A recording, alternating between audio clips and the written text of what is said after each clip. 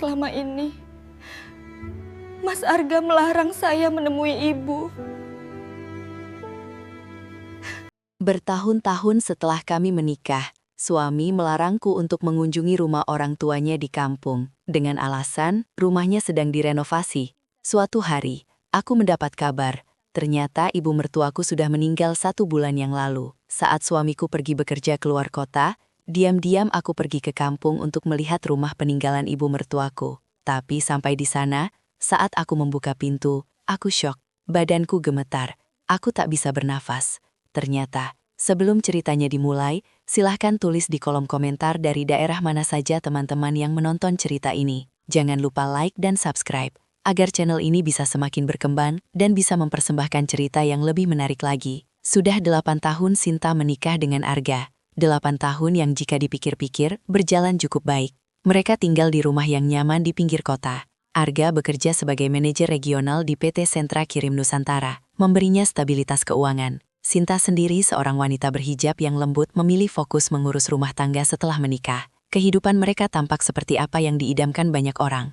Namun di balik fasad keharmonisan itu, ada satu ganjalan yang diam-diam membebani hati Sinta, satu pintu yang tidak pernah bisa ia masuki. Pintu itu adalah rumah Ibu Marni, ibu kandung Arga di kampung. Selama 8 tahun pernikahan, Sinta hanya pernah bertemu dengan mertuanya itu 3 kali. 2 kali di awal pernikahan saat Ibu Marni datang ke kota, dan sekali saat mereka berkunjung ke kampung di tahun pertama pernikahan mereka. Sinta mengingat Ibu Marni sebagai wanita yang pendiam namun sorot matanya teduh. Ia tidak banyak bicara, tapi tangannya yang mengusap punggung Sinta terasa tulus. Sinta ingin sekali mengenal wanita itu lebih baik, wanita yang telah melahirkan pria yang ia cintai. Namun sejak 7 tahun lalu, pintu itu tertutup rapat. Setiap kali Sinta mengajak untuk menjenguk, Arga selalu punya jawaban yang sama. Rumah ibu sedang direnovasi besar-besaran sayang. Nanti saja kalau sudah selesai. Awalnya Sinta memahaminya. Arga bercerita bahwa rumah peninggalan almarhum ayah mertuanya itu sudah tua. Banyak kayu yang lapuk, atap yang bocor parah, dan fondasi yang harus diperkuat. Arga sebagai anak tunggal merasa bertanggung jawab penuh. Aku ingin ibu tinggal di rumah yang layak di masa tuanya, kata Arga waktu itu. Dan Sinta merasa bangga memiliki suami yang begitu berbakti. Tahun pertama alasan itu masuk akal. Tahun kedua, Sinta mulai bertanya-tanya. Renovasi apa yang memakan waktu selama itu?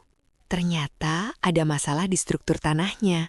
Sinta harus diulang lagi sebagian. Tukangnya juga susah diatur. Jelas Arga dengan nada sedikit kesal yang membuat Sinta merasa tidak enak untuk bertanya lebih lanjut. Tahun ketiga, keempat, dan kelima, renovasi itu menjadi semacam lelucon getir dalam hati Sinta. Setiap kali Idul Fitri tiba, Sinta menyiapkan bingkisan terbaik untuk Ibu Marni, tapi yang mengantarkannya selalu Arga sendirian. Aku sekalian mengawasi tukang sayang, perjalanannya jauh, kasihan kamu. Di sana juga berdebu sekali. Tidak baik untuk pernafasanmu, bujuk Arga dengan lembut. Sinta yang pada dasarnya penurut hanya bisa mengangguk dan menitipkan salam rindu. Lama-kelamaan Sinta berhenti bertanya, bukan karena ia tidak peduli, tapi karena setiap pertanyaannya dijawab dengan dinding kokoh yang sama, dinding bernama renovasi.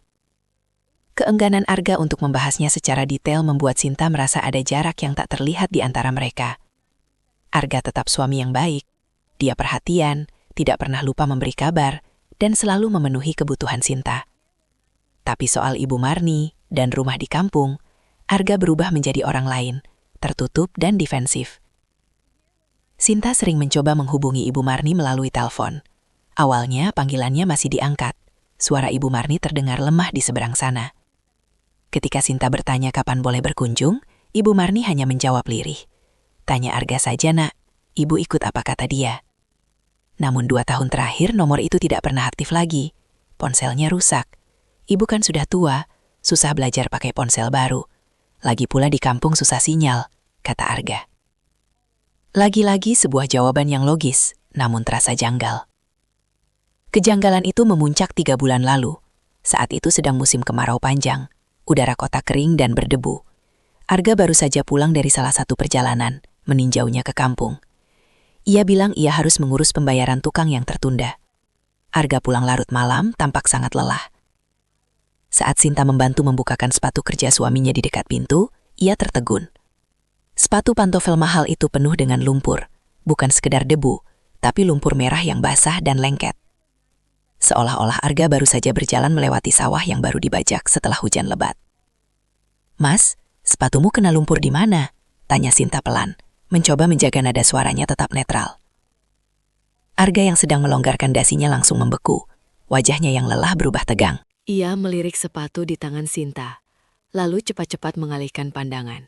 Oh, itu tadi di jalan mampir ada proyek teman dekat lokasi. Biasa urusan pekerjaan. Jawabnya cepat. Terlalu cepat. Sinta menelan ludah. Tapi Mas, ini kan musim kemarau. Di mana ada lumpur basah begini? Sinta bukan bermaksud menuduh. Ia hanya bingung. Dan saat itulah, untuk pertama kalinya, Arga membentaknya. Kamu ini curigaan sekali. Aku capek kerja seharian. Kamu malah interogasi aku soal sepatu. Memangnya aku bohong soal apa? Aku ini ke kampung cuma buat urusan ibu. Kamu pikir aku senang bolak-balik? Hargai sedikit pengorbananku. Sinta terkejut. Matanya memanas. Ia tidak pernah dibentak seperti itu sebelumnya. Dengan tangan gemetar, ia meletakkan sepatu itu. Maaf Mas, aku tidak bermaksud. Sudahlah, potong Arga. Ia berjalan melewatinya. Pintu kamar mandi. Malam itu, Sinta tidur membelakangi suaminya. Air matanya mengalir tanpa suara. Bukan bentakan Arga yang menyakitinya, tapi kebohongan yang begitu jelas tercium dari nada suaranya. Arga menyembunyikan sesuatu yang besar. Sesuatu yang berhubungan dengan kampung, dengan Ibu Marni, dan dengan renovasi abadi yang menjadi dinding pemisah antara Sinta dan keluarga suaminya. Malam itu, Sinta sadar bahwa rumah tangganya tidak sedang baik-baik saja.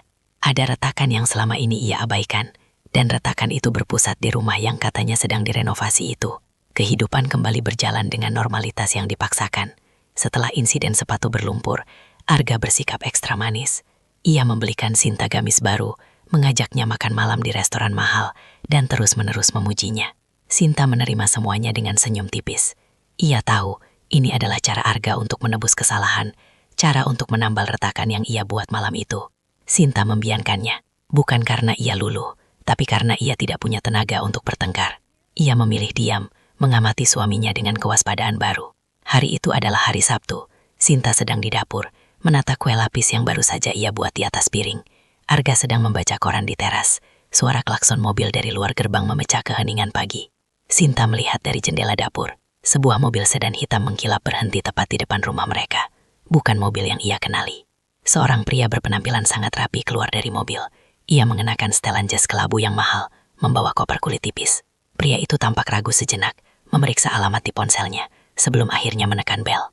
Sinta segera memperbaiki letak hijabnya dan berjalan ke depan, berpapasan dengan Arga yang juga bangkit dari kursinya dengan dahi berkerut. "Cari siapa, Pak?" sapa Arga. Nadanya sopan, namun waspada. Pria itu tersenyum tipis, senyum yang tidak mencapai matanya. "Selamat pagi, benar ini dengan kediaman Bapak Arga?" "Benar, saya sendiri," jawab Arga. "Perkenalkan saya Dimas," kata pria itu menyodorkan kartu nama. "Saya dari firma hukum Dimas kan. Ada hal penting yang perlu saya sampaikan terkait." Pria itu berhenti sejenak, melirik ke arah Sinta yang berdiri di belakang Arga. "Terkait Ibu Marni." Jantung Sinta serasa diremas. Nama Ibu Marni disebut oleh seorang pengacara. Ini tidak mungkin kabar baik. Wajah Arga berubah pucat dalam sekejap. Ketenangan yang biasa ia tampilkan runtuh seperti topeng kertas. "Ibu, ada apa dengan ibu saya?" Suara Arga terdengar bergetar. "Pak Dimas." Sang pengacara menatap Arga dengan sorot mata yang sulit diartikan. "Mungkin lebih baik kita bicara di dalam, Pak. Ini menyangkut hal yang sangat pribadi." Arga dengan gerakan kaku mempersilahkan tamunya masuk. Sinta mengikuti di belakang. Jemarinya terasa dingin. Mereka duduk di ruang tamu. Sinta bergegas ke dapur untuk mengambil minum. Tangannya sedikit gemetar saat menuang air ke gelas. Ketika ia kembali, ia mendengar Pak Dimas memulai pembicaraannya. "Pak Arga, Bu Sinta," katanya. Suaranya tenang dan terukur. "Saya di sini bertindak sebagai kuasa hukum yang ditunjuk oleh almarhumah Ibu Marni." Sinta nyaris menjatuhkan nampan yang dipegangnya. Gelas-gelas itu beradu menimbulkan bunyi denting yang memekakkan di ruangan yang hening itu. "Almarhumah?" ulang Sinta, suaranya nyaris berbisik. Ia menatap Arga mencari penjelasan, tapi Arga hanya duduk terpaku, menatap kosong ke meja di depannya. Pak Dimas menghela napas panjang. "Saya turut berduka cita atas kehilangan Anda. Ibu Marni telah berpulang ke Dimasulah 32 hari yang lalu. 32 hari, 1 bulan lebih." Sinta merasakan telinganya berdengung. Dunia di sekelilingnya seakan berputar. Ibu Marni sudah meninggal sebulan yang lalu, dan ia tidak tahu apa-apa. Iya, menantunya tidak tahu bahwa ibu mertuanya telah tiada. Ini tidak mungkin, desis Arga, tapi suaranya terdengar hampa. Beliau meninggal di rumah sakit desa karena gagal ginjal akut. Sesuai amanah tertulis yang beliau berikan kepada saya diminta untuk menghubungi Anda. Dalam hal ini, Pak Arga sebagai ahli waris tunggal, tepat 30 hari setelah beliau wafat, untuk mengurus perihal warisan. Jelas Pak Dimas datar, seolah sedang membacakan laporan cuaca. Sinta tidak bisa bernafas. Ia menatap Arga kali ini dengan amarah yang mulai membara di balik rasa terkejutnya. Arga tahu, pria itu pasti tahu. Tidak mungkin ibunya meninggal dan dia tidak diberi kabar. Kemarau panjang, sepatu berlumpur. Wajah pucat saat pengacara itu menyebut nama Ibu Marni. Semuanya terhubung. Tiba-tiba Arga menutup wajahnya dengan kedua tangan. Bahunya berguncang. Ibu, isaknya. Sinta memandangnya dengan tatapan dingin. Sebuah pertunjukan yang sangat meyakinkan. Tapi Sinta tidak lagi percaya. Ia sudah melihat kebohongannya. Pak Dimas tampak sedikit tidak nyaman melihat kesedihan Arga. Ia berdeham, membuka kopernya dan mengeluarkan sebuah amplop coklat besar, serta satu set kunci. Pak Arga, panggilnya lembut. Arga mengangkat wajahnya, matanya merah. Sesuai dengan surat wasiat yang beliau tinggalkan dan telah disahkan, seluruh aset atas nama Ibu Marni, termasuk rumah dan tanah di kampung, kini secara sah menjadi milik Anda. Ia mendorong amplop dan kunci itu ke arah Arga di atas meja. Ini adalah dokumen-dokumen kepemilikan yang sudah dialihkan atas nama Anda. Dan ini, ia menunjuk ke kunci, adalah kunci rumah di kampung. Kunci itu terlihat tua. Satu kunci besar bergigi rumit dan satu kunci gembok yang lebih kecil, tergantung pada cincin logam sederhana. Kunci menuju semua rahasia. Setelah Pak Dimas pergi meninggalkan keheningan yang mematikan di belakangnya, Sinta akhirnya angkat bicara. Suaranya datar dan dingin, tidak seperti suaranya yang biasa. 1 bulan, Mas. Arga yang masih menunduk menatap kunci di meja tersentak. Ibumu meninggal 1 bulan yang lalu, dan kamu tidak memberitahuku. Itu bukan pertanyaan, itu adalah pernyataan fakta yang telak. Arga mengangkat wajahnya, kesedihan di matanya kini bercampur dengan kepanikan. Sinta, aku bisa jelaskan. Aku hancur. Aku tidak tahu harus bagaimana. Aku tidak mau kamu ikut sedih. Kamu bohong, potong Sinta. Kamu ke kampung 3 bulan lalu. Sepatumu penuh lumpur basah. Bukan untuk meninjau renovasi kan? Ibumu sakit. Benar, Arga tampak terkejut. Sinta menghubungkan kejadian itu. Iya, ibu sakit. Aku membawanya ke rumah sakit.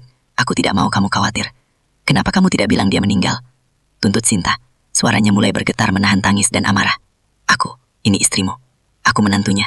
Aku bahkan tidak bisa mendoakannya di hari ia dikubur. Justru karena itu, Arga tiba-tiba berdiri. Suaranya meninggi. Aku tidak mau kamu melihatnya seperti itu. Rumah masih berantakan. Renovasinya belum selesai. Aku malu. Aku tidak mau kamu melihat ibu meninggal dalam kondisi rumah yang hancur. Alasan itu lagi, renovasi. Bahkan di tengah berita duka, Arga masih menggunakan alasan yang sama. Alasan yang kini terdengar sangat palsu dan menyedihkan. Arga mengambil amplop dan kunci itu dari meja. Aku butuh waktu, Sinta. Tolong mengerti, aku akan mengurus semuanya.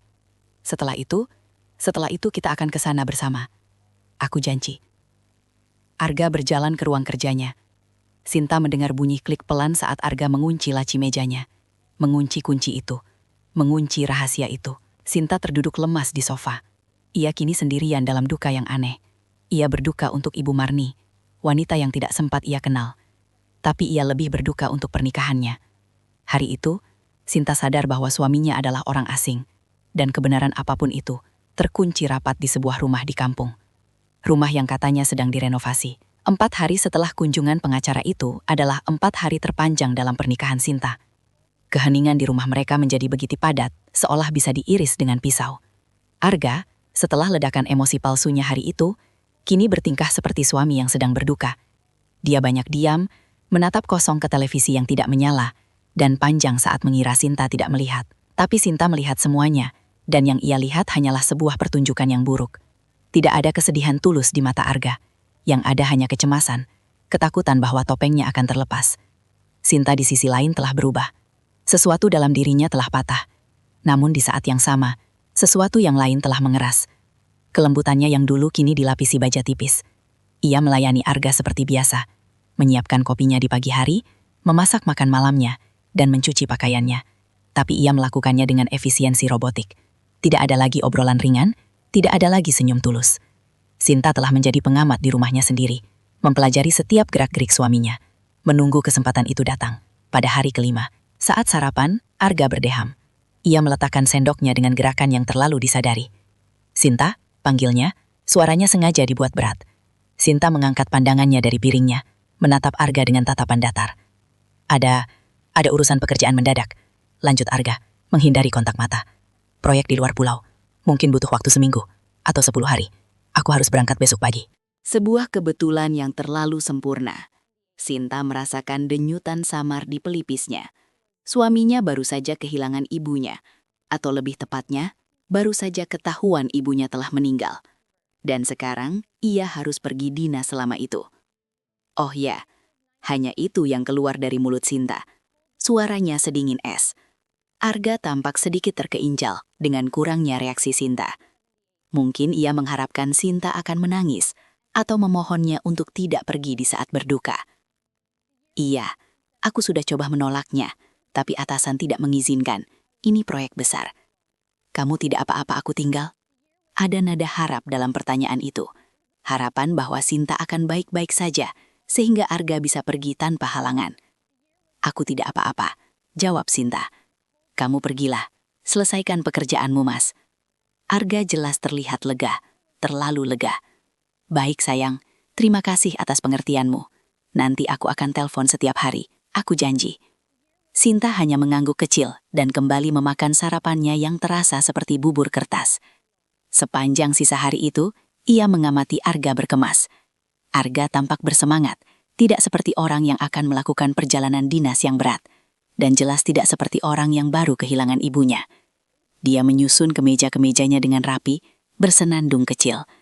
Sinta memergokinya tersenyum beberapa kali saat melihat ponselnya. Senyum itu membekukan darah Sinta. Malam itu Arga tidur lebih awal. Ia bilang ia harus istirahat penuh untuk penerbangan pagi. Sinta sebaliknya tidak bisa memejamkan mata. Ia berbaring kaku di samping suaminya, mendengarkan napas Arga yang teratur. Pria di sebelahnya ini, yang berbagi ranjang dengannya selama 8 tahun, adalah orang asing. Kebohongannya begitu tebal, begitu terstruktur. Salgama tidak bagi merasa sedih. Yang ia rasakan adalah kemarahan yang dingin dan membara. Pukul 4 pagi, alarm Arga berbunyi. Pria itu bergerak cepat dalam kegelapan subuh. Ia mandi, berganti pakaian, dan menyambar kas kerjanya. Ia mencondongkan tubuh untuk mencium kening Sinta. Sinta pura-pura masih setengah tidur. Bibir Arga terasa dingin di kulitnya. "Aku berangkat." "Ya, jaga rumah baik-baik," bisiknya. Sinta hanya bergumam pelan. Ia mendengar suaminya menyeret koper. Suara pintu depan dibuka, lalu ditutup. Suara mesin mobil dinyalakan, lalu perlahan menjauh dan menghilang. Sinta membuka matanya lebar-lebar di ruangan yang gelap. Ia tidak menunggu semenit pun. Ia bangkit dari tempat tidur. Jantungnya berdebar kencang, bukan karena takut, tapi karena antisipasi. Inilah saatnya. Tujuannya jelas. Ruang kerja Arga. Ruangan itu adalah wilayah terlarang bagi Sinta. Bukan karena Arga melarang secara eksplisit, tapi Arga selalu memastikan ruangan itu terkunci saat ia tidak ada di dalamnya. Tapi Sinta tahu, setelah insiden sepatu berlumpur, Arga menjadi lebih ceroboh. Sinta menekan gagang pintu ruang kerja. Terkunci, tentu saja, tapi Sinta sudah menduga. Arga mungkin membawa kunci utamanya, tapi di mana ia menyimpan kuncinya yang lain? Sinta berpikir keras. Arga adalah orang yang teratur, tapi juga sombong. Dia tidak akan menyembunyikannya di tempat yang rumit karena dia tidak pernah mengira Sinta akan berani mencarinya. Sinta teringat sesuatu. Ia bergegas ke ruang cuci, ke tumpukan celana kerja Arga yang kotor dari minggu lalu yang belum sempat ia cuci. Ia merogoh saku celana abu-abu yang dipakai Arga 2 hari lalu. Kosong. Celana krem? Kosong. Lalu celana hitam. Jarinya menyentuh sesuatu yang keras dan dingin di dalam saku kecil. Ia menariknya keluar. Sebuah kunci kecil berwarna perak. Kunci laci. Nafas Sinta tercekat. Ia kembali ke ruang kerja. Ia tidak punya kunci pintu utamanya. Tapi laci itu. Laci yang Arga kunci dengan tergesa-gesa di hari kedatangan pengacara itu. Tunggu. Sinta berpikir. Ia menatap pintu. Ia tidak perlu masuk ke ruangan itu. Kunci rumah kampung itu ada di dalam laci. Tapi laci itu ada di mana? Laci meja kerja. Sinta terdiam. Rencananya buyar. Ia tidak bisa masuk ke ruang kerja. Ia terduduk di depan pintu. Frustrasi. Ia memutar-mutar kunci laci kecil itu di tangannya. Bodoh. Ia memarahi dirinya sendiri. Tentu saja Arga mengunci pintunya. Lalu matanya tertuju pada gantungan kunci di dekat pintu utama, tempat Arga dan Sinta biasa meletakkan kunci rumah, kunci mobil. Ada satu set kunci cadangan untuk seluruh rumah, kunci yang Arga pikir tidak akan pernah Sinta sentuh. Sinta mengambil kunci cadangan rumah kerja. Tangannya gemetar hebat. Ini terasa seperti sebuah pelanggaran besar. Ia memasukkan kunci itu ke lubang pintu, memutarnya. Bunyi klik, pelan terdengar memekakan di rumah yang sepi. Pintu terbuka. Ruangan itu berbau seperti suaminya. Campuran parfum mahal dan kertas. Semuanya tertata rapi. Meja kayu besar, rak buku yang penuh, dan kursi kulit yang kokoh. Sinta berjalan lurus ke meja kerja.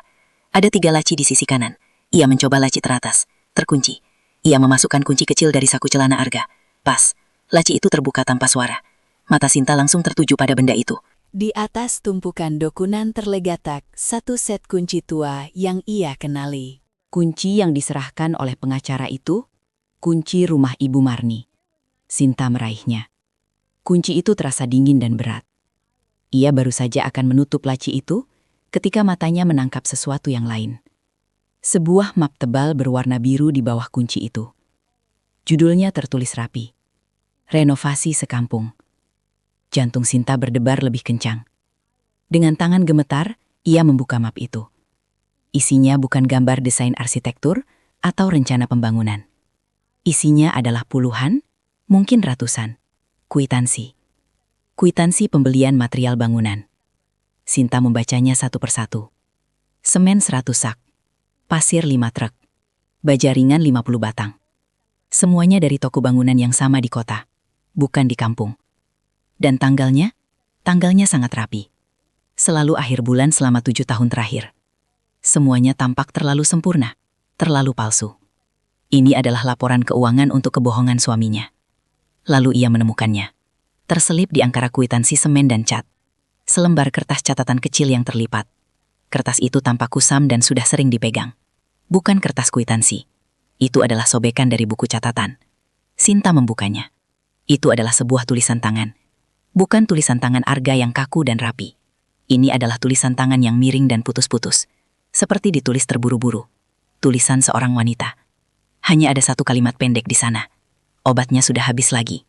Dia butuh, bukan ibu, tapi dia. Sinta meremas kertas itu. Obat apa? Siapa dia? Siapa wanita yang menulis catatan ini? Ini bukan tentang renovasi. Ini bukan tentang ibu yang sakit biasa. Sepatu berlumpur, kwitansi palsu, perjalanan dinas mendadak, dan sebuah catatan misterius.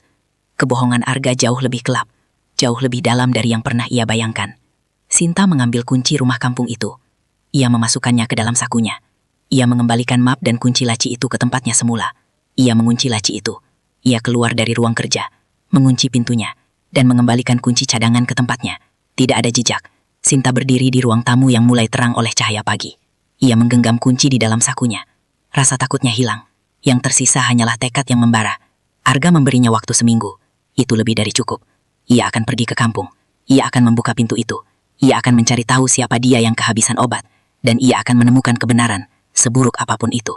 Sinta hanya memberi dirinya waktu 1 jam untuk bersiap. Ia tidak bisa mengambil resiko Arga mentelepon dan mendengar kepanikan dalam suaranya. Ia harus bersikap seolah semuanya normal. Ia mandi, sholat subuh dengan khusyuk yang dipaksakan. Pikirannya terus melayang pada kunci di sakunya dan kemudian berkemas. Ia tidak membawa koper. Koper terlalu mencolok. Ia mengambil tas ransel lamanya yang biasa ia pakai untuk pengajian. Ia memasukkan 2 setel gamis ganti, hijab yang senada, pakaian dalam dan mukena. Ia juga memasukkan semua uang tunai yang ia simpan di dompetnya dan di laci rahasianya. Ia tidak akan menggunakan kartu. Transaksi kartu bisa dilacak. Ia mengambil ponselnya lalu terdiam. Arga akan menelepon. Apa yang harus ia lakukan? Sinta mematikan ponselnya. Lalu ia berpikir lagi. Tidak, itu akan mencurigakan. Arga akan panik dan mungkin akan pulang lebih cepat. Ia menyalakan ponselnya kembali. Ia akan mengaturnya dalam mode diam. Jika Arga menelepon, ia akan membiarkannya dan nanti ia akan mengirim pesan singkat dengan alasan sedang di kamar mandi atau sedang tidur. Itu cukup. Ia memesan taksi online ke stasiun bus antar kota, bukan stasiun kereta. Stasiun kereta terlalu formal, mungkin ada kamera pengawas yang lebih canggih. Terminal bus adalah kekacauan yang teratur, tempat terbaik untuk menghilang tanpa jejak. Perjalanan ke terminal terasa seperti di dalam mimpi. Sinta duduk di kursi belakang, memandangi jalanan kota yang mulai ramai. Orang-orang bergegas berangkat kerja, menjalani kehidupan normal mereka. Sementara Sinta, ia merasa seperti sedang melangkah keluar dari kehidupannya sendiri. Ia merasa seperti seorang buronan, padahal ia hanya seorang istri yang mencari kebenaran. Di terminal, ia membeli tiket bus ekonomi ke kota terdekat dengan kampung suaminya. Ia sengaja tidak membeli tiket langsung ke desanya. Ia tidak ingin ada catatan perjalanannya. Ia membayar dengan uang tunai. Bus itu penuh sesak dan berbau campur aduk, tapi Sinta tidak peduli. Ia mendapatkan kursi di dekat jendela. Saat bus itu mulai bergerak, meninggalkan terminal yang berisik, Sinta merasakan kelegaan yang aneh. Untuk pertama kalinya, ia merasa bebas dari rumah yang penuh kebohongan, bebas dari pengawasan Arga. Perjalanan memakan waktu 5 jam yang Sinta habiskan untuk menatap keluar jendela. Sementara pikirannya bekerja keras, lanskap berubah, gedung-gedung tinggi berganti menjadi hamparan sawah hijau, udara kota yang panas berganti menjadi udara pedesaan yang lebih sejuk. Sinta mencoba menyusun kepingan teka-teki, apa yang akan ia temukan? Arga bilang rumahnya hancur. Sebuah renovasi total, tapi kwitansinya palsu. Catatan itu menyebutkan obat. Arga bilang Ibu Marni meninggal di rumah sakit desa karena gagal ginjal. Apakah itu juga bohong? Apakah Ibu Marni meninggal di rumah? Siapa dia? Di catatan itu, apakah itu Ibu Marni? Dan siapa wanita yang menulisnya? Sinta teringat deskripsi Arga tentang kampungnya. Terpencil katanya, jalannya jelek, jauh dari mana-mana. Bus berhenti di terminal kota kabupaten. Sinta turun. Ia bertanya kepada seorang tukang ojek di mana ia bisa menemukan angkutan ke desa asal Arga. Tukang ojek itu menatapnya. Oh, desa Mekarjati banyak, Bah. Itu di seberang angkutan desa yang warna biru. Desa Mekarjati. Ternyata itu nama desa yang benar. Dan ternyata tidak sulit sama sekali untuk mencapainya. Tidak terpencil, batin Sinta. Kebohongan pertama terkonfirmasi. Ia naik angkutan desa yang penuh dengan ibu-ibu yang baru pulang dari pasar. Perjalanan 1 jam lagi melewati jalanan beraspal yang mulus. Jauh dari deskripsi Arga tentang jalan jelek. Sinta duduk diam. Jantungnya berdebar semakin kencang. Seiring angkutan itu semakin dekat ke tujuannya. Rumah almarhumah Ibu Marni. Tanya Sinta pelan kepada seorang ibu di sebelahnya. Ibu itu yang sedang sibuk dengan keranjang sayurnya langsung menoleh. Wajahnya ramah, tapi sorot matanya berubah menjadi kasihan.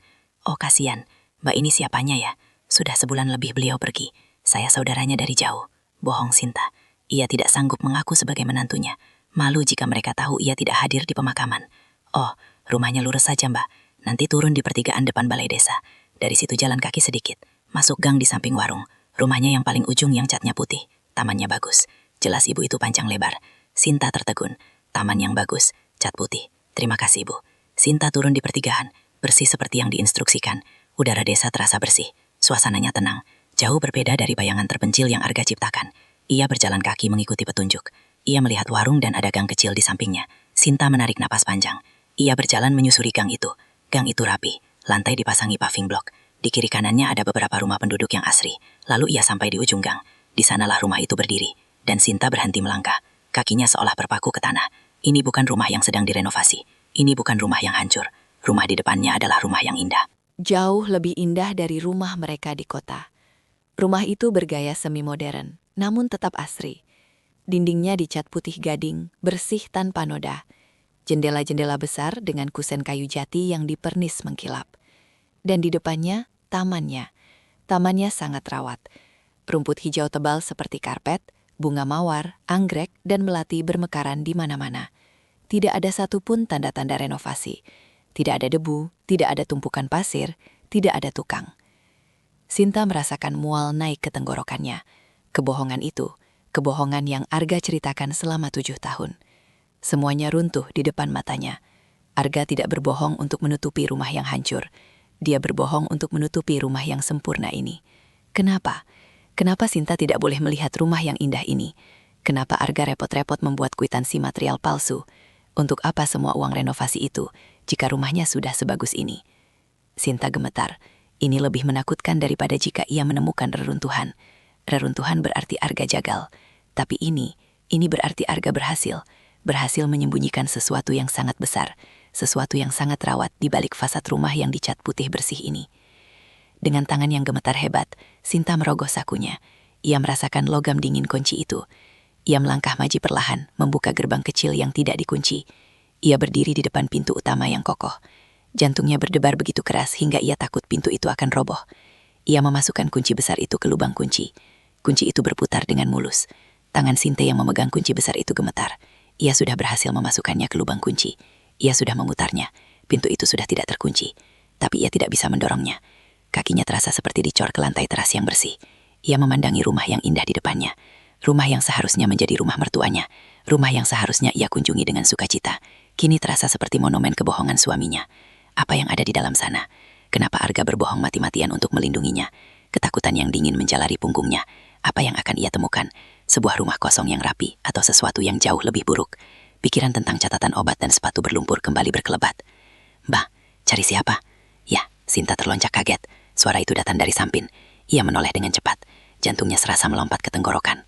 Seorang wanita paruh baya, mungkin seumuran dengan almarhumah Ibu Marni, berdiri di balik pagar tanaman yang membatasi rumah itu dengan rumah sebelahnya.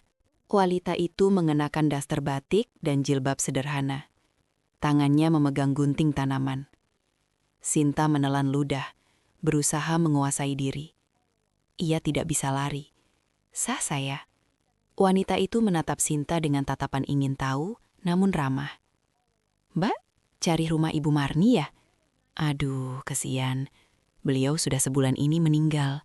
Mbak, ini siapanya? Saudara dari jauh. Sinta menarik nafas. Kebohongan tidak akan membawanya kemana-mana. Ia butuh jawaban. Saya Sinta, Bu. Saya istrinya Mas Arga. Rahang wanita itu seolah jatuh ke tanah. Gunting tanaman di tangannya nyaris terlepas. Matanya membelalak, menatap Sinta dari ujung hijab sampai ke ujung sepatu, seolah melihat hantu. Istrinya? Istrinya Mas Arga? Ulangnya, suaranya naik beberapa oktav. Sinta mengernyit. Iya, Bu. Kenapa? Saya Sinta. Wanita itu menggeleng-gelengkan kepalanya, masih terlihat sangat terkejut. Ya Allah, Nak. Astagfirullah. Saya Ibu Rukmini, tetangga sebelah. Panggil saja Bu Rukmini. Saya kaget sekali. Kenapa, Bu? Desak Sinta. Firasat buruknya semakin kuat. Bu Rukmini melangkah lebih dekat ke pagar. Suaranya merendah menjadi bisikan konspiratif. Bukannya apa-apa ya, Nak Sinta. Tapi kami semua di sini, kami kira istrinya Mas Arga itu, maaf nih, sedang sakit keras. Dunia Sinta serasa berputar. Sakit keras? Iya, Mas Arga sendiri yang bilang begitu ke kami. Sudah bertahun-tahun, katanya istrinya di kota sakit parah. Sakitnya aneh, tidak bisa kena debu, tidak bisa capek, tidak bisa stres. Makanya tidak pernah bisa diajak ke kampung, kata Bu Rukmini dengan polosnya. Kami semua di sini ya, kesian sekali sama Mas Arga. Kami pikir dia itu suami yang tabah, bolak-balik kota kampung, mengurus istri yang sakit parah di kota, dan mengurus ibunya yang sakit di sini. Sinta memejamkan mata sejenak, kepalanya pening. Jadi, itu ceritanya. Itu kebohongan yang Arga pakai untuk menutupi ketidakhadiran Sinta di kampung. Ia tidak hanya menjadikan renovasi sebagai alasan untuk Sinta. Ia menjadikan Sinta yang sakit parah sebagai alasan untuk para tetangga. Arga telah melukiskan dirinya sebagai pahlawan yang menderita, terjebak di antara dua wanita sakit. Ibu Marni, beliau sakit apa, Bu? Tanya Sinta, suaranya serak. Wajah Bu Rukmini berubah muram. Rasa kasihan yang tadi ditujukan untuk Arga, kini beralih sepenuhnya pada Sinta dan pada kenangan Ibu Marni. Nah, itu dia yang kami juga bingung, Nak. Ibu Marni itu dulu sehat-sehat saja, masih sering ke pengajian sama Ibu. Tiba-tiba, sekitar 2 tahun lalu, Ibu Marni seperti hilang. Dikurung di rumahnya sendiri. Dikurung. Hati Sinta mencelos. Iya, kami ini tetangga dekat, tapi tidak boleh jenguk. Setiap kami coba tengok, Mas Arga kebetulan selalu ada. Dia bilang, ibu sedang istirahat, tidak bisa diganggu. Atau dia bilang, ibu gampang tertular penyakit, dokter minta steril. Begitu terus alasannya, cerita Bu Rukmini dengan nada gusar. Arga memagari rumah ini tinggi-tinggi. Dulu pagarnya tidak setinggi ini, katanya demi keamanan. Tapi bagi kami, itu seperti penjara. Sinta menelan ludah yang terasa pahit. Jadi, Ibu Marni meninggal karena sakit. Bu Rukmini menghela napas panjang. Kata Mas Arga, gagal ginjal. Tapi kami tidak ada yang tahu. Kami tahu-tahu sudah ada bendera kuning. Mas Arga yang mengurus pemakamannya. Cepat sekali. Hanya kami beberapa tetangga yang ikut menyolatkan. Mas Arga bilang, dia tidak mau merepotkan siapa-siapa. Dan dia bilang, istrinya, Sinta terlalu lemah untuk diberi kabar duka. Air mata mulai mengenang di pelupuk mata Sinta. Ia marah, ia sedih, ia hancur. Ia bahkan tidak diberi kesempatan untuk mendoakan mertuanya di akhir hayatnya. Semua karena kebohongan suaminya dan renovasi itu. "Bu?" tanya Sinta, menunjuk rumah yang indah itu. Arga bilang rumahnya direnovasi besar-besaran. Bu Rukmini tertawa, tawa yang singkat dan getir. "Renovasi? Renovasi apa, Nak? Mbak lihat sendiri rumahnya. Rumah ini dicat ulang sekitar 5 tahun lalu. Cantik sekali. Setelah itu ya sudah, tidak ada tukang, tidak ada debu. Yang ada itu paket." "Paket?" "Iya, paket kiriman. Hampir setiap minggu truk box besar datang, menurunkan perabot mahal, sofa baru, lemari baru, tempat tidur baru. Terus yang paling aneh, Bu Rukmini ragu-ragu." "Apa, Bu? Tolong beritahu saya," mohon Sinta. "Kadang paketnya itu isinya mainan anak-anak. Banyak sekali, sepeda kecil, boneka, mobil-mobilan. Saya kan heran, Ibu Marni sudah tua, tidak punya cucu dari Mas Arga. Kan, saya pernah tanya ke Mas Arga, dia bilang itu buat sumbangan panti asuhan, ya kami percaya saja." Jantung Sinta berdebar sangat kencang. Mainan anak-anak, catatan. Obatnya habis lagi, dia butuh. "Terus ada lagi, Nak," lanjut Bu Rukmini. Suaranya kini seperti berbisik, seolah takut didengar. "Kadang kalau malam saya dengar suara." "Suara apa, Bu?" "Bukan suara Ibu Marni. Suara Ibu Marni kan pelan, lembut. Ini suara perempuan lain, lebih muda, jelas sekali." Kadang seperti sedang tertawa, kadang seperti sedang bertengkar pelan dengan Mas Arga, dan kadang saya dengar suara anak kecil. Sinta merasakan seluruh darah di tubuhnya surut ke kaki. Ia menjadi pusing. "Saya pikir saya salah dengar," kata Bu Rukmini cepat-cepat. "Tapi beberapa kali saya dengar suara perempuan muda itu dan suara anak-anak. Tapi setiap pagi rumah ini sepi. Hanya Ibu Marni yang terkurung di dalam, dan Mas Arga yang datang dan pergi dengan mobil bagusnya." Sinta tidak bisa berkata-kata lagi. Dia punya firasat yang sangat buruk tentang apa yang akan dia temukan di dalam. Bu Rukmini menatap Sinta dengan penuh iba. "Nak Sinta, Mbak tidak tahu semua ini." Sinta hanya bisa menggeleng pelan. Air matanya kini mengalir. "Ya Allah, sabar ya, Nak. Sudahlah, Ibu tidak mau ikut campur lebih jauh. Itu rumah suami Mbak yang paling berhak tahu isi di dalamnya. Mbak, masuk saja. Kalau ada apa-apa Mbak teriak saja ya, Ibu ada di rumah." Sinta mengangguk, tidak mampu mengucapkan terima kasih. Ia menyeka air matanya. Ketakutannya telah lenyap, digantikan oleh kemarahan yang dingin dan tekad yang bulat. Bu Rukmini kembali masuk rumahnya, meninggalkan Sinta sendirian di depan pintu. Sinta menarik napas dalam-dalam. Ia memutar gagang pintu yang sudah tidak terkunci itu. Dengan satu dorongan kuat, ia membuka pintu, membuka kotak Pandora yang telah disembunyikan Arga selama 7 tahun. Pintu itu terbuka tanpa suara. Engselnya diminyaki dengan baik. Hal pertama yang menyambut Sinta adalah udara dingin. Dingin yang tidak wajar, seperti pendingin ruangan yang disetel terlalu rendah, dan aroma. Campuran aneh dari pengharum ruangan beraroma melati yang mahal, bau antiseptik yang samar, dan sesuatu yang pengap, seperti kamar yang lama tidak mendapat sirkulasi udara. Sinta melangkah masuk dan menutup pintu di belakangnya. Keheningan di dalam rumah itu begitu pekat, seolah menelan semua suara. Ia berdiri di ruang tamu, matanya membelalak. Ini bukan rumah kampung. Ini adalah interior majalah desain. Lantainya marmer krem mengkilap, sofanya besar, terbuat dari kulit asli berwarna putih dading. Sebuah televisi layar data raksasa menempel di dinding yang dilapisi panel kayu. Semua perabot tampak baru, mahal, dan sama sekali tidak tersentuh.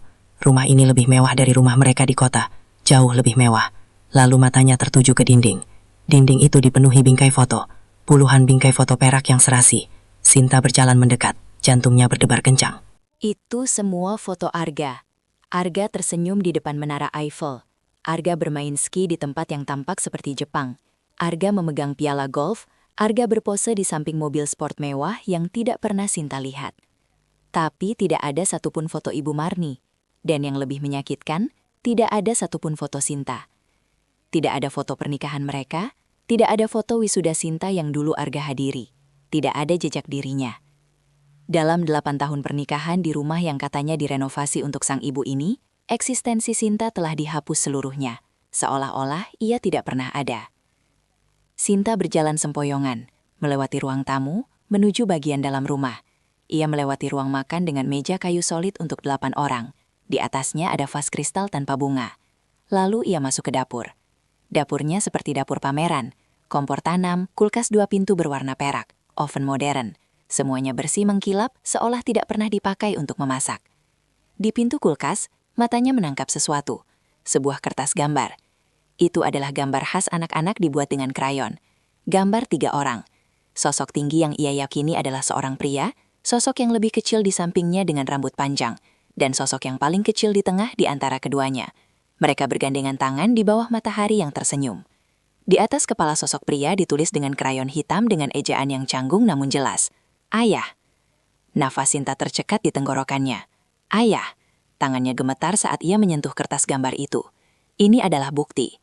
Bukti dari apa yang dikatakan buruk Mini. Ada anak kecil di rumah ini. Sinta berbalik dari dapur.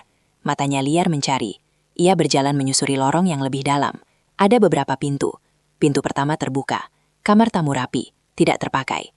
Pintu kedua, kamar mandi tamu, bersih, berbau kamper. Lalu pintu ketiga, pintu di ujung lorong. Pintu kamar utama. Ia berasumsi ini adalah kamar Ibu Marni. Sinta mencoba gagang pintu. Terkunci? Tentu saja terkunci. Sinta merogoh sakunya, mengeluarkan set kunci yang diberikan pengacara itu. Selain kunci utama yang besar, ada satu kunci lain yang lebih kecil. Kunci gembok? Tidak. Kunci pintu internal. Dengan tangan gemetar hibat, ia kesulitan memasukkan kunci ke lubangnya. Butuh 3 kali percobaan sebelum akhirnya pas. Ia memutarnya. Terdengar bunyi klik yang memuakkan. Sinta menarik nafas dalam-dalam, mempersiapkan diri untuk hal terburuk. Ia mendorong pintu. Bau. Bau itu menghantamnya seperti dinding. Bau yang ia cium samar-samar di depan kini menjadi pekat dan menyesakkan. Bau obat-obatan, antiseptik, alkohol, dan bau penyakit yang menyedihkan. Bau kamar orang sakit yang tidak terawat dengan baik. Matanya yang terbiasa dengan cahaya terang di lorong, kini berusaha menyesuaikan diri dengan ruangan yang remang-remang. Tirai beludru tebal di kamar itu tertutup rapat, menghalangi cahaya matahari. Dan kemudian ia melihatnya. Di tengah ruangan, di atas lantai marmer yang dingin, berdiri sebuah ranjang rumah sakit. Bukan ranjang kayu yang nyaman, tapi ranjang rumah sakit berwarna putih pudar, lengkap dengan penyangga di kedua sisinya. Ranjang itu kini kosong. Kasurnya yang terbungkus plastik masih terlihat tanpa sprei. Di sudut ruangan, sebuah tiang infus berdiri seperti kerangka kering. Di meja samping tempat tidur, botol-botol obat kosong berserakan. Sirup, pil, strip tablet yang sudah kosong. Sebuah tabung oksigen kecil tergeletak di lantai. Selangnya terlepas. Ini adalah penjara Ibu Marni. Ini adalah tempat di mana Arga merawat ibunya. Disinilah Ibu Marni menghabiskan sisa hidupnya. Terkunci sendirian, dalam kemewahan yang dingin, dikelilingi bau obat. Sinta merasakan gelombang kemarahan dan kesedihan yang luar biasa untuk wanita yang tidak pernah ia kenal itu. Ya Allah, Ibu, bisiknya, air matanya mulai mengalir. Tapi itu bukan akhir dari kengerian. Itu baru separuh ruangan. Kamar itu sangat besar dan tampaknya telah dibagi menjadi 2 bagian. Satu bagian adalah area perawatan yang suram. Bagian lainnya, Sinta melangkah lebih jauh ke dalam. Matanya akhirnya bisa melihat lebih jelas. Dinding di seberang ranjang rumah sakit. Dinding yang akan menjadi pemandangan terakhir Ibu Marni setiap hari, sama sekali berbeda. Dinding itu tidak dicat putih. Dinding itu dicat dengan warna biru pastel yang lembut. Dan dinding itu, Sinta terhuyung mundur, badannya menabrak kusen pintu. Jantungnya serasa berhenti berdetak. Dinding itu penuh dengan foto. Foto-foto yang sangat berbeda dari yang ada di ruang tamu. Itu adalah foto-foto Arga. Tapi ia tidak sendirian. Di setiap foto, Arga merangkul seorang wanita. Wanita yang berbeda. Jauh lebih muda dari Sinta, tidak berhijab, dengan rambut panjang tergerai dan senyum yang cemerlang. Mereka tampak sangat bahagia, sangat mesra. Dan ada seorang anak laki-laki kecil, berusia sekitar 4 atau 5 tahun. Anak dengan mata dan senyum yang persis seperti Arga. Sinta melihat foto mereka di pantai. Arga menggendong anak itu di bahunya. Ia melihat foto di sebuah pesta ulang tahun. Arga dan wanita itu mencium pipi sang anak. Ia melihat foto mereka bertiga di sofa kulit putih di ruang tamu tadi, berpelukan seperti keluarga yang sempurna. Lalu Salma melihat foto yang paling memuakan. Foto itu diambil di kamar ini. Arga, wanita simpanannya, dan anak haramnya berdiri di kaki ranjang rumah sakit. Mereka bertiga tersenyum ke arah kamera. Di latar belakang di atas ranjang itu, terbaring sosok Ibu Marni yang ringkih, kurus, dan menatap kosong ke depan. dipaksa menjadi latar belakang kebahagiaan palsu putranya. Sinta tidak bisa bernapas. Ia mencengkram dadanya. Udara di ruangan itu terasa beracun. Renovasi. Sinta akhirnya mengerti. Renovasi yang dimaksud Arga bukanlah perbaikan rumah. Itu adalah kebohongannya. Arga telah merenovasi seluruh hidupnya. Dia punya 2 keluarga. Sinta sang istri sah di kota yang sakit-sakitan dan tidak bisa diganggu. Dan ini simpanannya, keluarga rahasianya yang ia sembunyikan di kampung, di rumah ibunya sendiri. Uang renovasi selama 7 tahun, kwitansi palsu, perabot mewah, mainan anak-anak, semuanya untuk mereka. Semuanya dibiayai oleh kebohongan. Dan Ibu Marni. Ibu Marni adalah saksi bisu. Dia adalah tawanan di rumahnya sendiri. Dipaksa menonton putranya membangun surga untuk wanita lain, sementara dia perlahan-lahan dibiarkan mati di kamar yang sama. Catatan itu, obatnya sudah habis lagi. Dia butuh. Itu bukan untuk Ibu Marni. Itu pasti catatan dari wanita itu. Untuk anaknya. Gemetar di tubuh Sinta menjadi tak terkendali. Ini bukan hanya perselingkuhan. Ini adalah kejahatan. Ini adalah kekejaman yang tak terbayangkan. Suaminya, Arga, pria yang tidur di sampingnya, pria yang ia layar, Sinta ambruk. Punggungnya meluncur di sepanjang kusen pintu hingga ia terduduk di lantai lorong yang dingin. Ia tidak bisa menangis. Ia terlalu syok. Ia hanya bisa menatap ke dalam ruangan gelap itu, ke dalam inti kebusukan suaminya. Sinta tidak tahu berapa lama ia terduduk di lantai lorong yang dingin itu. 10 menit, 1 jam. Waktu terasa berhenti. Tubuhnya gemetar hebat, tetapi pikirannya, anehnya menjadi sangat jernih. Rasa syok yang melumpuhkan itu perlahan surut, digantikan oleh sesuatu yang lain. Sesuatu yang dingin, keras, dan berat. Itu adalah kemarahan. Kemarahan yang murni dan beku. Ini bukan lagi tentang pernikahan yang hancur, atau suami yang berselingkuh. Ini tentang kejahatan. Ini tentang kekejaman yang tak termaafkan. Ini tentang Ibu Marni. Dengan gerakan yang kaku, Sinta bangkit. Kakinya masih terasa lemas, tapi ia memaksanya untuk berdiri tegak. Ia tidak akan pingsan. Ia tidak akan lari. Ia telah membuka pintu ini, dan ia akan berjalan melewatinya sampai akhir. Ia kembali memasuki kamar penjara itu. Bau obat dan pengap kini terasa seperti bau kematian. Matanya memandangi ranjang rumah sakit yang kosong. Ibu Marni telah meninggal di sini sendirian. Sementara putranya, suaminya berbahagia dengan keluarga palsunya. Pemandangan foto-foto di dinding itu membuat perutnya mual. Foto keluarga bahagia yang dibangun di atas penderitaan orang lain. Dengan amarah yang tiba-tiba memuncak, Sinta berjalan ke dinding itu dan mulai mencabut foto-foto itu satu persatu. Ia tidak peduli jika bingkainya pecah. Ia merobek foto Arga, foto wanita itu, dan foto anak itu dari dinding. Ia butuh bukti. Ia tidak akan pergi dari sini dengan tangan hampa. Saat ia mencabut sebuah bingkai besar yang menunjukkan mereka bertiga sedang merayakan ulang tahun, sesuatu di belakangnya menarik perhatiannya. Meja nakas kecil di samping ranjang rumah sakit. Laci-lacinya tertutup rapat. Sinta melempar bingkai foto itu ke lantai. Kacanya pecah berantakan. Ia tidak peduli. Ia berjalan ke meja nakas. Laci pertama berisi botol-botol obat yang masih tersegal. Vitamin, obat pereda nyeri rinen, bukan obat untuk gagal ginjal. Kebohongan Arga lainnya. Laci kedua penuh dengan alat suntik steril, kapas, dan alkohol. Semua perlengkapan medis yang tampak bersih. Lalu laci ketiga, laci taling bawah. Laci ini tampak penuh sesak. Di atasnya ada tumpukan kain. Sinta menariknya. Itu adalah tumpukan popok dewasa. Sinta tertegun. Jadi begini Arga merawat ibunya di akhir hayatnya. Hatinya terasa sakit. Ia mengesampingkan tumpukan popok itu dan di bawahnya ia menemukannya. Bukan perhiasan, bukan uang. Itu adalah sebuah buku tulis tipis. Buku tulis sekolah yang sampulnya sudah kusam. Sinta mengenalinya sebagai buku yang sering dipakai anak-anak untuk mencatat. Ia mengambilnya. Tangannya gemetar lagi. Tapi kali ini karena alasan yang berbeda. Ia membuka halaman pertama. Itu adalah tulisan tangan Ibu Marni. Tulisan tangan yang rapi namun sedikit bergetar. Khas orang tua. Tanggalnya 3 tahun yang lalu. Hari ini Arga bilang dia mau merenovasi rumah. Katanya biar ibu nyaman di hari tua. Ya Allah, anak itu, dia memang anak yang berbakti. Ibu sangat menyayanginya. Sinta membalik halaman. Tanggalnya 2,5 tahun yang lalu. Rumahnya sudah selesai. Cantik sekali. Jauh lebih cantik dari yang ibu bayangkan. Tapi aneh. Arga memasang pagar tinggi sekali. Dan dia bilang, ibu tidak boleh sering-sering keluar. Katanya takut ibu jatuh. Tidak ada yang melihat. Ibu menurut saja. Sinta terus membalik. Entry-entrynya semakin jarang. Tanggalnya 2 tahun yang lalu. Arga membawa tamu. Seorang wanita muda. cantik sekali. Namanya Kirana. Katanya rekan kerja yang sedang ada masalah, butuh tempat tinggal sementara. Arga mengenakannya di kamar tamu. Tapi kenapa Arga bilang ke tetangga kalau ibu yang sakit? Ibu kan sehat. Jantung Sinta berdebar kencang. Kirana. Jadi itu namanya. Sinta membalik halaman lagi.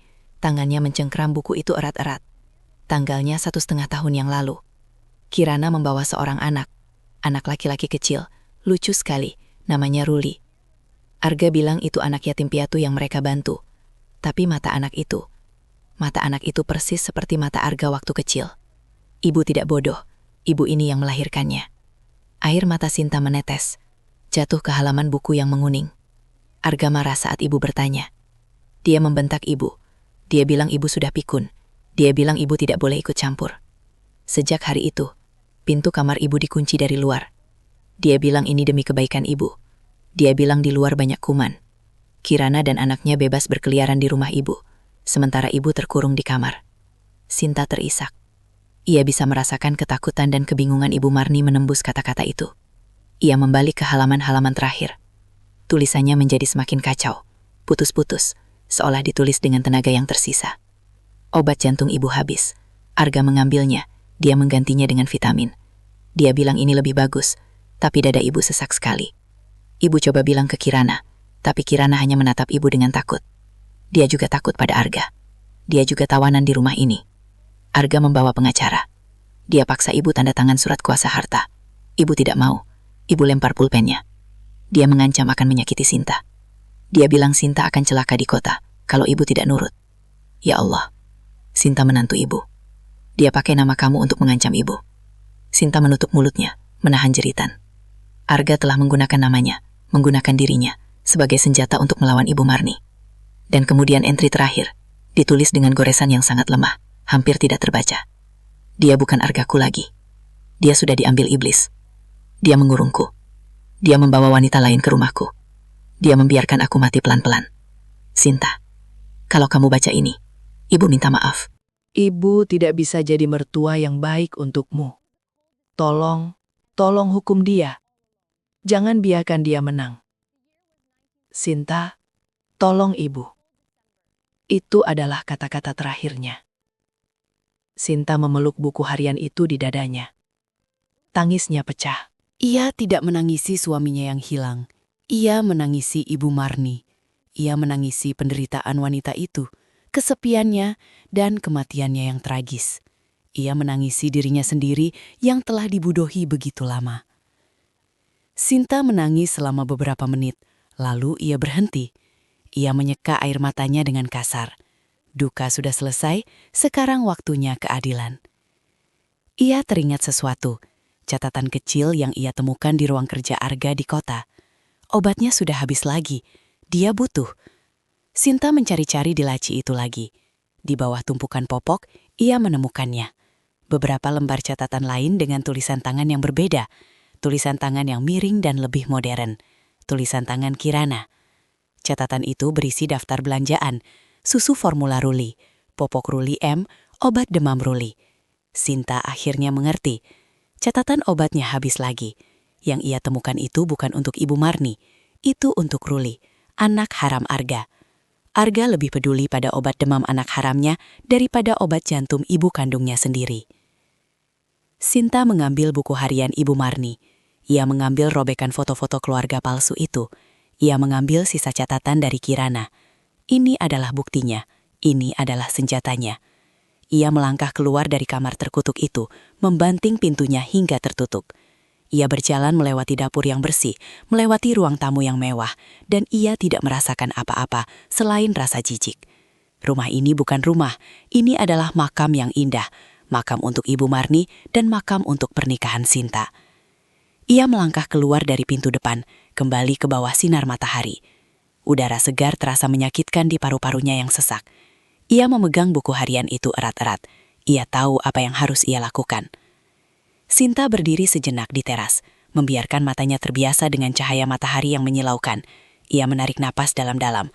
Udara desa yang bersih terasa kontras dengan kekotoran yang baru saja ia saksikan. Ia harus bergerak cepat sebelum ketenangannya yang rapuh ini pecah. Tujuan pertamanya adalah rumah buruk mini.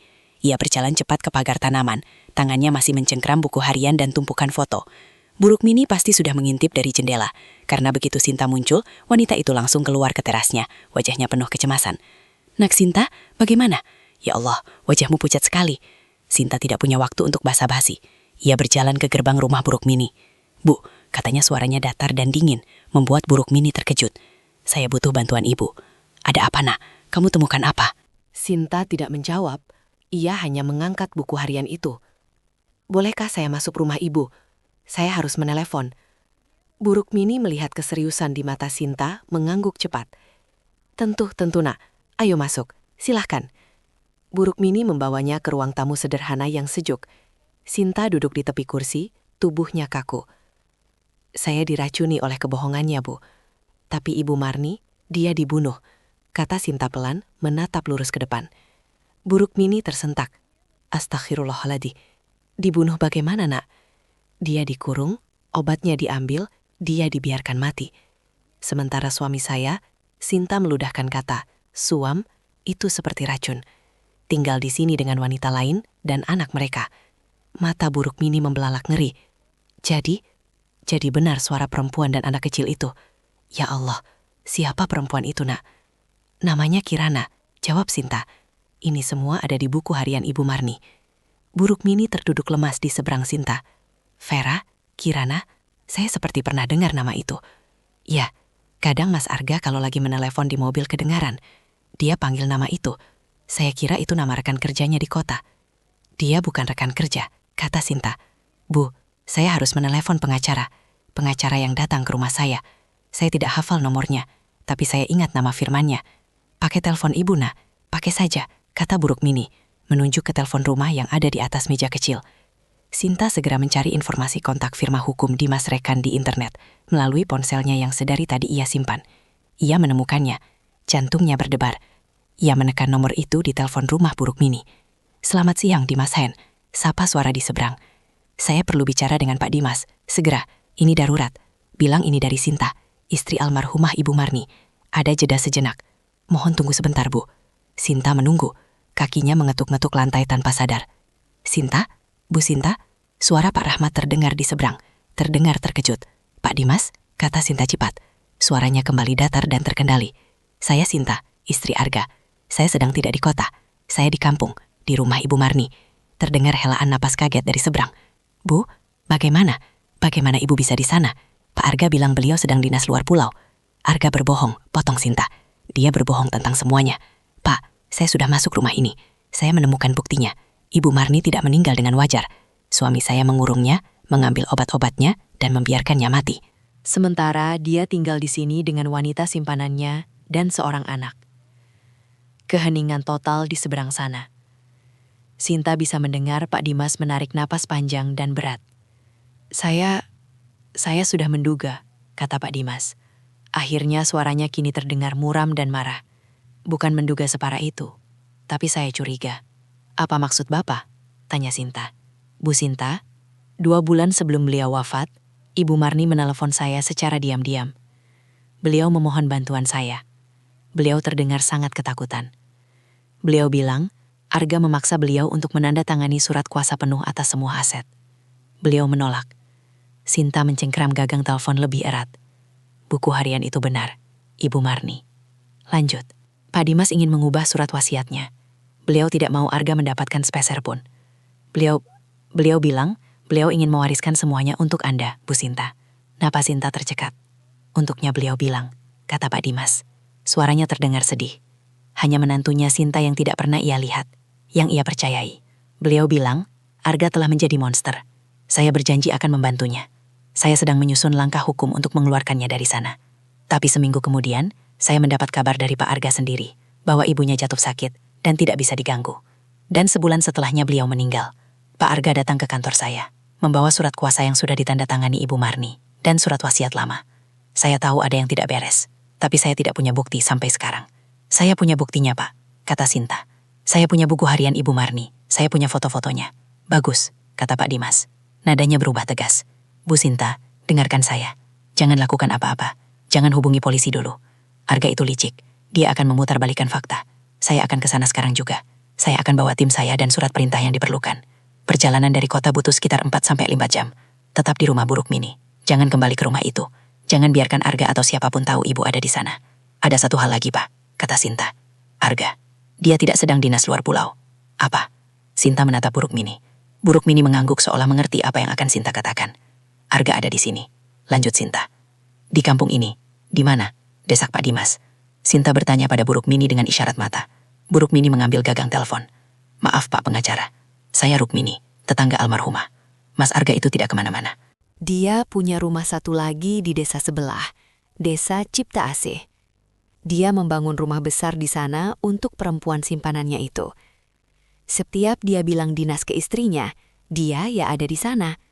Dan setiap dia bilang pulang ke kota ke simpanannya, dia ya pulang ke istrinya. Dia itu ular berkepala dua, Pak. Keheningan lagi.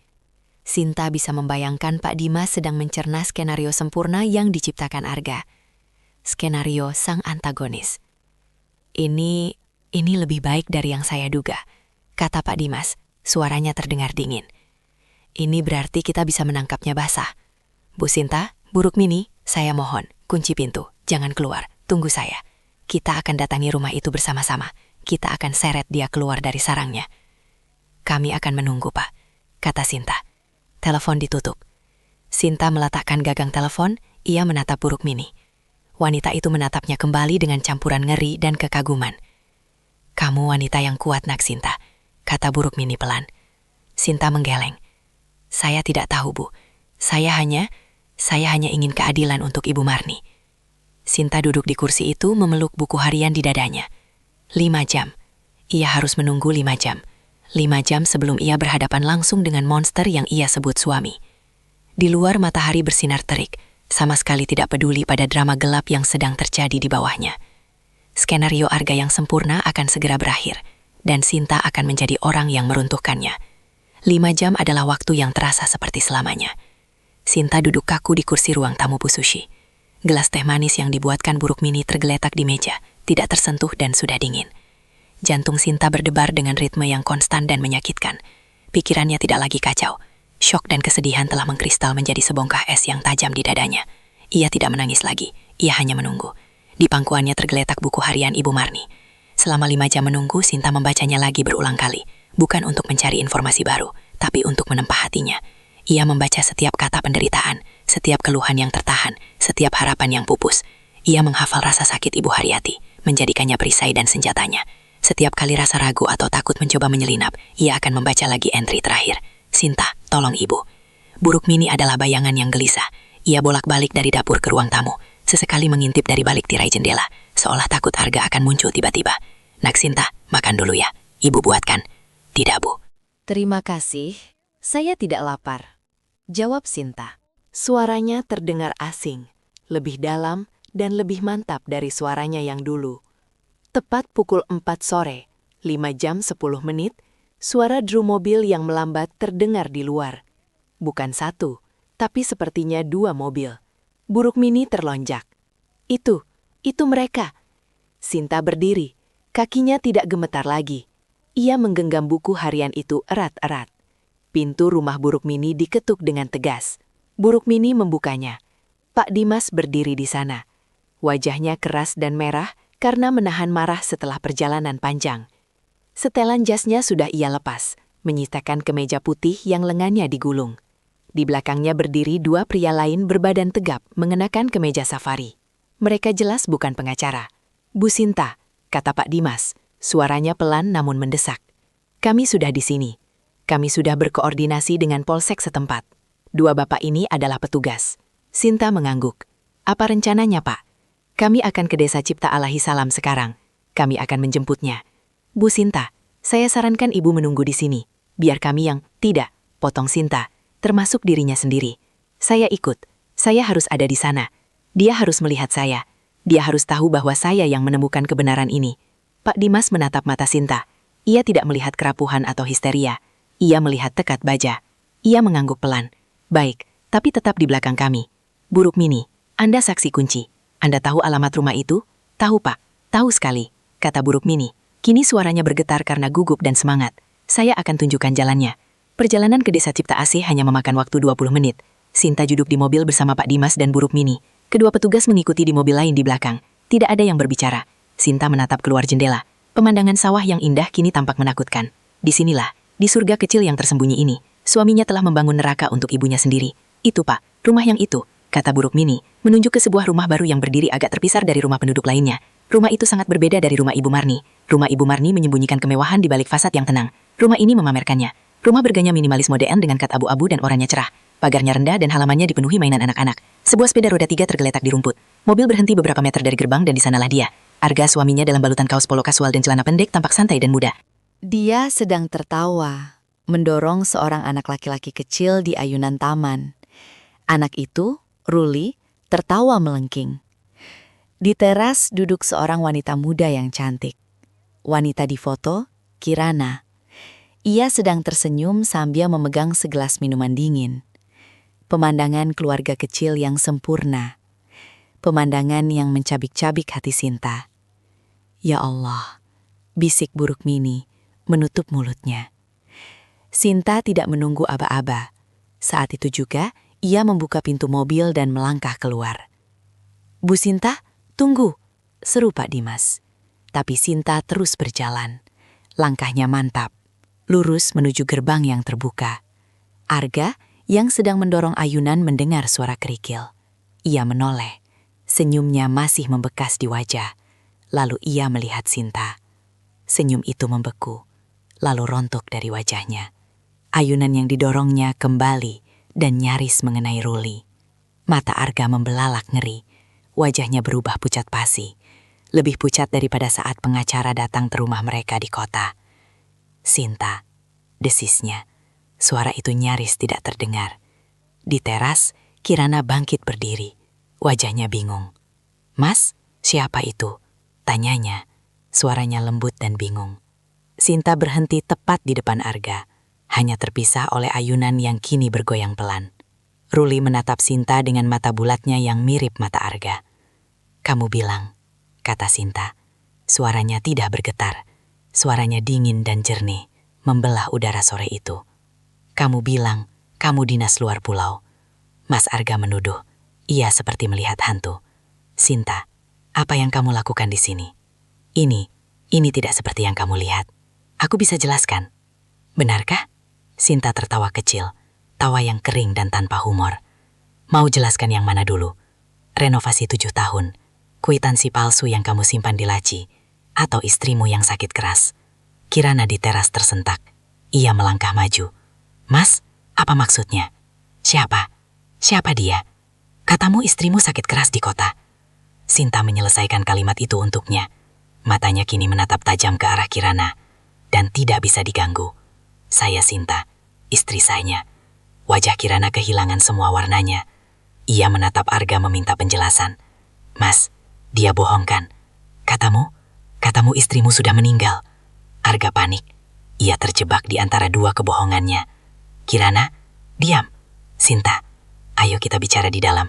Jangan buat keributan di sini." Ia mencoba meraih lengan Sinta. Sinta menarik tangannya seolah tersengat api. "Jangan sentuh aku," teriaknya. Untuk pertama kalinya, suaranya meninggi, penuh dengan amarah dan rasa jijik. Pak Dimas dan kedua petugas kini sudah berdiri di belakang Sinta. Arga melihat mereka, dan instingnya menyuruhnya mundur. Siapa kalian? Ini urusan rumah tangga saya." "Urusan rumah tangga?" Sinta maju selangkah. "Apa mengunci ibumu sendiri di kamar sampai dia mati itu urusan rumah tangga? Apa mengambil obat jantungnya dan membiarkannya memohon itu urusan rumah tangga?" "Kamu bicara apa?" bentak Arga, mencoba mengintimidasi Sinta seperti yang biasa ia lakukan. Tapi Sinta tidak mundur. Ia mengangkat buku harian Ibu Marni. "Kamu mau jelaskan ini?" tanyanya. Dan dengan seluruh tenaga yang ia miliki, ia melemparkan buku harian itu. Buku itu menghantam dada Arga dan jatuh terbuka di tanah di antara kaki suaminya. "Ibu kirim salam dari kubur," jerit Sinta. Saat itulah pertunjukan selesai. "Bawa dia," kata Pak Dimas dengan tenang. Kedua petugas bergerak cepat. Mereka memegang kedua lengan Arga. "Lepas, kalian tidak berhak. Saya tidak melakukan apa-apa." Arga mulai meronta. Kepanikan seorang pengecut yang tertangkap basah terlihat jelas. "Pak Arga," kata Pak Dimas, suaranya resmi dan dingin. "Saya Dimas, kuasa hukum dari almarhumah Ibu Marni. Anda ditahan untuk dimintai keterangan atas dugaan pemalsuan surat, penggelapan, dan penelantaran yang dengan sengaja menyebabkan hilangnya nyawa. Kirana menjerit pelan dan terduduk di rumput, menangis histeris. Hilangnya nyawa. Ya Allah, Mas, apa yang sudah kamu lakukan? Aku tidak melakukan apa-apa, raung Arga, matanya liar menatap Sinta. Ini semua ulahmu. Kamu menghancurkan hidupku. Sinta menatapnya. Es di dalam hatinya kini menjadi api. Bukan aku, Mas. Kamu yang menghancurkan hidupmu sendiri. Kamu yang menghancurkan hidup ibu, dan kamu akan membayarnya. Saat Arga digiring paksa ke mobil polisi, ia terus menatap Sinta. Bukan dengan penyesalan, tapi dengan kebencian. Sinta balas menatapnya tanpa gentar, sampai suaminya itu didorong masuk ke dalam mobil. Pintu dibanting. Karma telah dimulai. Saat mobil polisi yang membawa Arga menjauh, debu berterbangan di halaman. Keheningan yang aneh menyelimuti rumah itu. Hanya menyisakan suara tangis Kirana yang histeris, dan Ruli, putranya yang mulai menangis ketakutan melihat ayahnya dibawa paksa. Sinta berdiri mematung. Adrenalin yang tadi memumpanya kini surut, meninggalkan rasa lelah yang luar biasa. Tapi ini belum selesai. Pak Dimas berdaham, membuyarkan lamunan Sinta. Bu Sinta, ibu baik-baik saja. Sinta mengangguk. Ia berjalan menghampiri Kirana yang masih terduduk di rumput, memeluk Ruli erat-erat. Sinta berjongkok di depannya. Kirana menatapnya dengan mata bengkak, campuran antara benci, takut, dan bingung. Dia bilang apa sama kamu? Tanya Sinta. Suaranya kini lembut. Bukan karena iba, tapi karena ia perlu tahu seberapa dalam lubang kebohongan yang telah Arga gali. Dia bilang namanya Argawan, isak Kirana. Dia bilang dia pengusaha sukses dari Jakarta. Duda. Istrinya meninggal karena kecelakaan. Kami bertemu di sebuah seminar. Dia bilang Ibu Marni itu ibunya yang sudah pikun dan benci sama saya. Makanya harus dirawat khusus. Ya Allah. Dia bilang Ibu Marni tidak mau minum obat. Jadi dia yang pegang obatnya. Kirana mulai sadar. Dia bukan sekedar wanita simpanan. Dia adalah penutup alat yang dipakai Arga untuk menyempurnakan kejahatannya. Dia tinggal di rumah itu, menikmati kemewahan. Sementara di kamar sebelah, seorang wanita tua dibiarkan mati pelan-pelan. Dia membohongi kita semua, kata Sinta pelan. Dia membohongi saya. Dia membohongi ibunya. Dan dia membohongi kamu. Sekarang kamu punya pilihan. Terus menangisi kebohongan ini, atau bantu saya dan Ibu Marni mendapatkan keadilan. Mata Kirana yang penuh air mata menatap Sinta. Di sana ia melihat kekuatan. Apa yang harus saya lakukan? Jujur, kata Pak Dimas yang ikut mendengarkan. Jadilah saksi. Ceritakan semua yang kamu tahu. Itu satu-satunya cara meringankan posisimu dan menghukum dia atas perbuatannya. Kasus ini mengguncang kampung. Skandal itu menjadi berita utama di koran lokal. Arga tidak bisa mengelak. Bukti-bukti yang dikumpulkan Sinta dan Pak Rahma terlalu kuat. Buku harian Ibu Marni menjadi bukti utama, menjelaskan adanya paksaan dan ancaman menggunakan nama Sinta saat penandatanganan surat kuasa. Catatan-catatan Kirana dan kwitansi-kwitansi palsu menunjukkan adanya penggelapan sistematis. Kesaksian buruk Mini menguatkan fakta bahwa Ibu Marni diisolasi. Dan yang paling menghancurkan, kesaksian Kirana. Di pengadilan, Kirana dengan berlinang air mata menceritakan bagaimana Arga sering mengabaikan keluhan sakit dada Ibu Marni.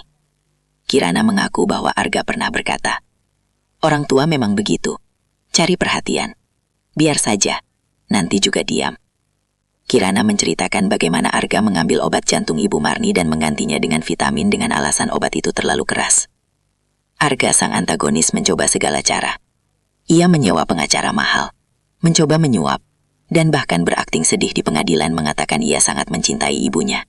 Tapi, di depan buku harian terakhir Ibu Marni yang dibacakan di pengadilan, semua sandiwaranya runtuh. Hakim mengetuk palu. Arga terbukti secara sah dan meyakinkan telah melakukan pemalsuan surat, penggelapan aset keluarga, dan yang terberat, melakukan penelantaran yang disengaja terhadap orang yang bergantung padanya, ibunya, yang secara langsung menyebabkan kematian. Dia divonis 15 tahun penjara, kehilangan segalanya, nama baiknya, hartanya, dan kebebasannya. Di hari yang sama, Sinta secara resmi menceraikan Arga. Ia tidak menuntut harta Gonogini. Ia tidak mau sepeser pun uang haram suaminya. Pak Dimas dengan manuver hukum yang cerdik berhasil membatalkan surat kuasa dan wasiat yang dibuat di bawah paksaan. Seluruh aset Ibu Marni, termasuk rumah di Mekarjati, berhasil diamankan, dan sesuai dengan niat terakhir almarhumah, diserahkan kepada Sinta. Sedangkan untuk Kirana, karena ia bersikap kooperatif sebagai saksi kunci, ia mendapat keringanan.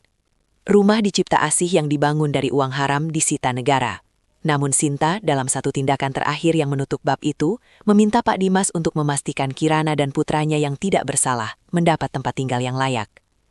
Sinta tidak melakukannya untuk Kirana, ia melakukannya untuk dirinya sendiri, untuk melepaskan sisa-sisa racun Arga dari hidupnya. 1 tahun kemudian, desa Mekarjati terasa lebih cerah. Rumah di ujung gang itu kini tampak berbeda. Pagar tinggi yang dulu seperti penjara telah dipangkas menjadi pagar tanaman yang rapi dan rendah. Gerbangnya selalu terbuka lebar. Sinta kini mengenakan gamis berwarna pastel cerah, sedang menyiram bunga melati di taman. Taman itu kini lebih rimbun, penuh dengan bunga-bunga wangi. Ia tidak lagi tinggal di kota. Ia telah menemukan kedamaian di rumah ini. Di dalam rumah, bau obat dan pengap telah lama hilang. Ruang tamu yang kaku kini diisi dengan karpet-karpet hangat dan bantal-bantal ceria. Foto-foto Arga telah dibakar. Dinding itu kini dihiasi kaligrafi yang menyejukkan mata. Dan kamar itu, kamar tempat Ibu Marni dikurung, pintu itu kini selalu terbuka. Rancang rumah sakit telah disingkirkan. Dinding yang dulu dipenuhi foto-foto palsu, kini dicat ulang dengan warna gading yang lembut. Jendela-jendela besarnya terbuka, membiarkan angin segar dan suara tawa anak-anak masuk. Kamar itu telah berubah total. Kini penuh dengan rak-rak buku berwarna-warni, meja-meja kecil dan bantal-bantal duduk. Anak-anak desa berkerumun di dalamnya, asyik membaca. Di atas pintu kamar tergantung sebuah plakat kayu sederhana namun elegan dengan ukiran yang indah. Perpustakaan mini Ibu Marni. Ilmu adalah cahaya. Buruk Mini datang dari rumah sebelah, membawakan nampan berisi 2 gelas teh melati hangat dan sepiring pisang goreng. "Sudah sore, Nak. Sinta nanti masuk angin," katanya sambil tersenyum. Sinta tersenyum balik. Senyum yang tulus, yang datang dari hati. "Sebentar lagi, Bu. Udaranya sejuk sekali." Sinta memandangi plakat itu. Dia telah berhasil. Dia tidak hanya menghukum Arga. Dia tidak hanya mendapatkan keadilan untuk Ibu Marni. Dia telah menebus penderitaan di rumah itu. Mengubah kamar penjara menjadi sumber ilmu. Dia telah mengubah kegelapan menjadi cahaya. Dia bebas, dan akhirnya dia merasa damai.